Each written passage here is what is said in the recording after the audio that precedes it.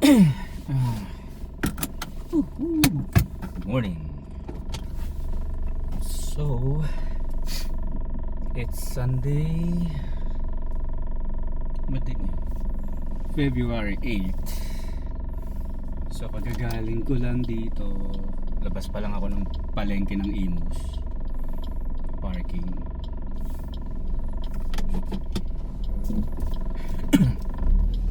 So, nakakatawa lang na nangyari sa palengke today. So, short video lang to. PSA lang. Okay, joke.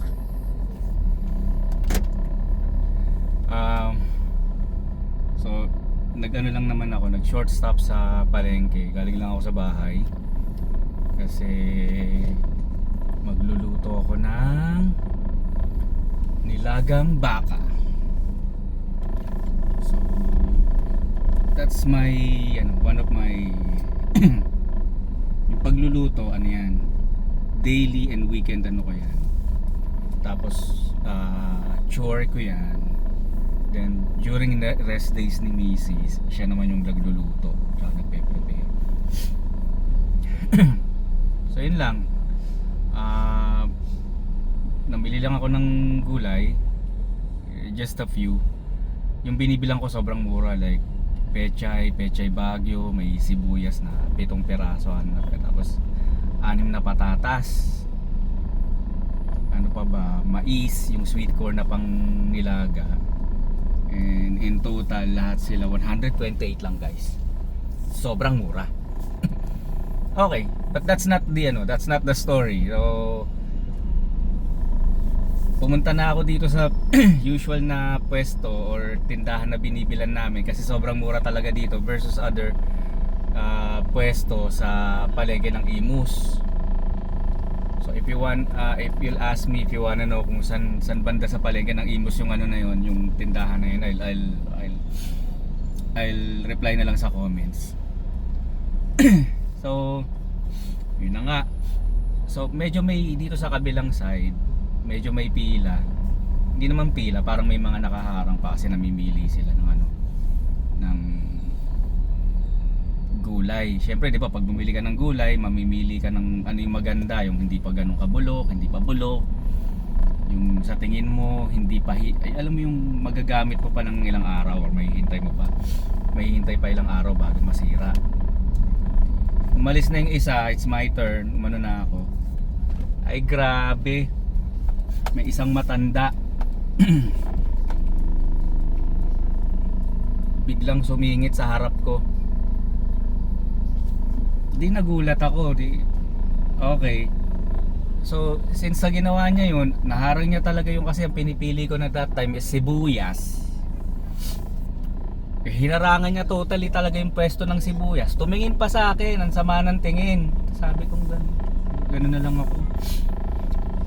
Alam mo yung tingin ng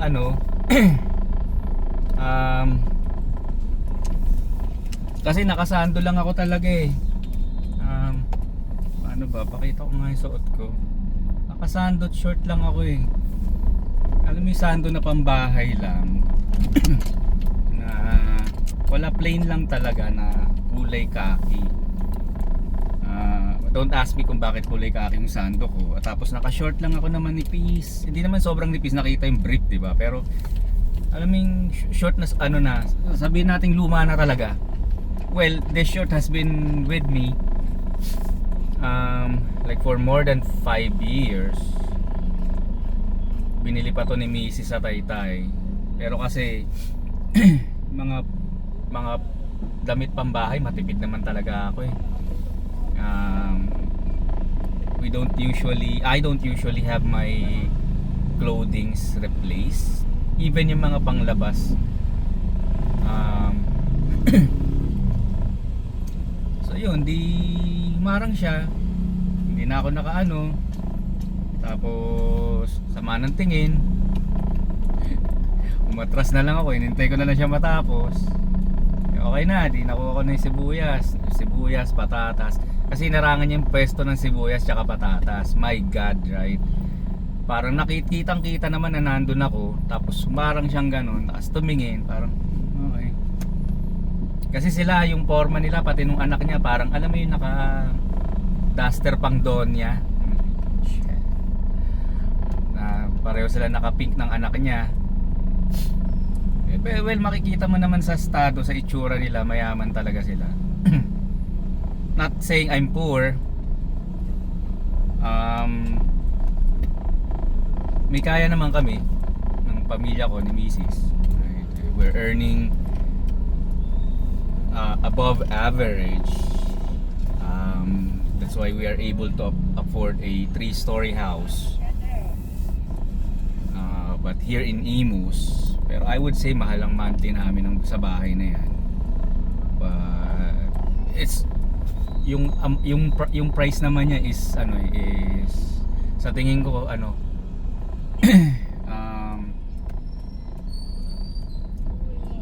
more than worth it, right? And then of course we checked the house before we even accepted the yung contract, 'di ba ganun sa let's say natapos ka ng maghulog ng down payment sa developer, ita-transfer na yan sa Pag-ibig, tapos after nyan turnover na, sa turnover chinek naman namin lahat yan. So, it's all okay, even yung kisame doon sa 3rd floor, no issues, walang butas, saka bago naman siya, bagong subdivision. So balik tayo doon sa okay na atras muna ako, forward ako, pili ako ng patatas tsaka ng sibuyas. Wala na, hindi ko na siya na tapos punta ka dito sa kabila, kasi dito sa harap na yung pwesto kasi na yun, dalawa sila na isa lang may-ari, na magkaiba yung gulay sa harap tsaka sa likod nung parang iskinita. Di punta na ako dito sa likod, dito ako magbabayad kasi dito sa harap maraming bumibili. Siguro nakita nila na konti lang dito sa likod, ako lang yung di sunod din sila. Well, syempre nauna na ako, kinuha na rin ni kuya yung yung basket para timbangin tsaka tsaka itotal yung presyo. Aba, yung tingin sa akin ni Lola, nakakapang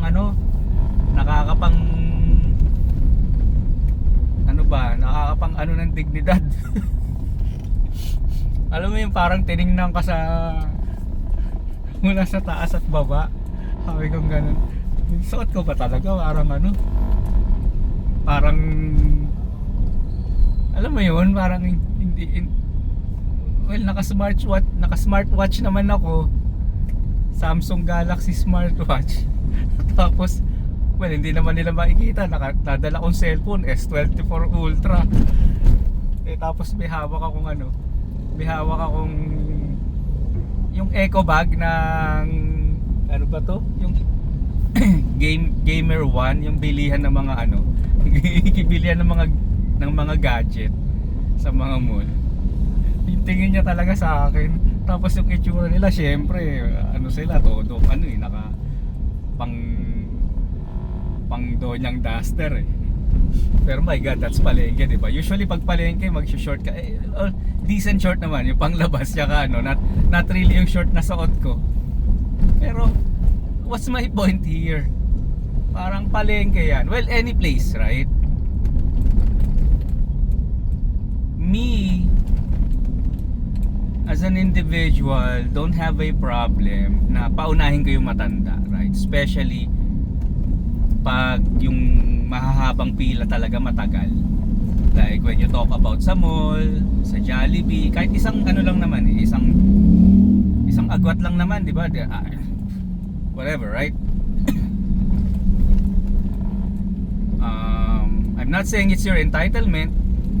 Let me correct all of the people, right? It's not an entitlement of anyone to be mauna sa pila, right? But as someone who respects elderly, at saka yung mga na-achieve na niya, na-contribute niyan sa society for the past probably more than 6 decades, diba, of living here in this country, diba? Syempre galangin din natin. Yun naman yung sa akin And of course, my parents are elderly. Like my dad is already at his 80s, but he's still strong. My mom is at her mid 70s already. So kaya magalang din ako, and I regard old elderlies. Pero kasi as elderly, ito lang sa mga elderlies natin na drivers or probably elderly na may, of course, kakilala rin na elderly pero may attitude sa labas. Ito lang masasabi ko. So, it's not an entitlement na paunahin kayo sa pila.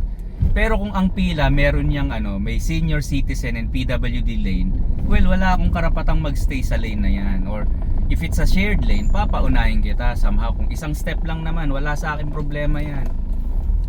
Pero yung nauna ka na, tapos tiningnan mo pa ng masama yung inunahan mo, ibang na yun. Let's stop the stigma that it's an entitlement na para mauna ka sa pila. It's just out of respect, guys, to be honest. It's just out of respect from the society.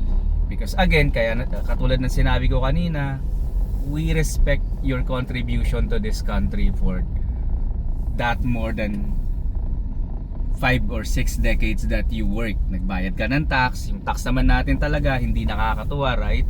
So nagbayad ka ng tax, malaki yung contribution mo sa pagpapalago ng ekonomiya. Sa totoo lang naman, tax natin yung nagpapalago ng ekonomiya. Hindi naman yung gobyerno natin. Char. Pero be respectful of other people's space, right? And kung wala naman talagang rule na parang mauuna ka, hindi naman technically pila yun eh. Be respectful of that personal space. Number 2, it could have been approached more civil or peacefully or properly if nagsalita siya, ay pasensya na ako muna. Just go ahead, pauunahin kita, Diyos ko. Pero yung nauna ka at pinilit mo lang akong paunahin ka, well, that shows how or what kind of an individual you are. I'm not saying na yun na yung katauhan mo even sa labas ng pamimili sa palengke, but most likely if you're like that, 'di ba? Ganun ka talaga sa sa labas. In short, KUPAL ka sa labas. Yun lang yun. Yun lang yun, guys. That's all for this video / run. And I hope if we grow older and grow older lang, we all also grow maturely and wiser and be a respectful individual. Kasi ang respect actually yan eh, give and take yan eh. Hindi yan hinihingi, hindi yan pinepwersa, even personal space. Give and take yan, binibigay yan automatic ng ibang tao. Katulad ko, I'll give that to you automatically if you're a respectful individual. Yun lang, that's all for today. Let's all mature or grow old maturely and wisely. Let's all stay safe, especially when we're driving. Have a great Sunday. See ya.